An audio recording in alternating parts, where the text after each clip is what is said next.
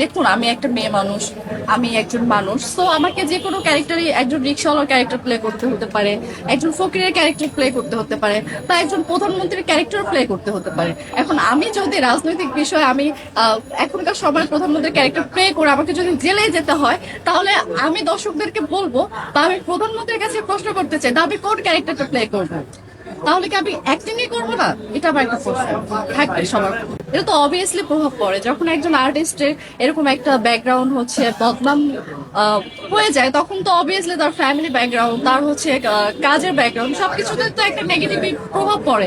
এবং সে যে আর্টিস্টের উপর পড়ে, সে মেন্টালি ভাবে এটা নিতে পারে না, সে সিক হয়ে যায় আমার মতে।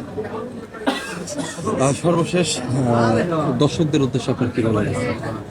দর্শকদের উদ্দেশ্যে একটা কথাই বলবো, দর্শকরা হচ্ছে আমাদের প্রাণ।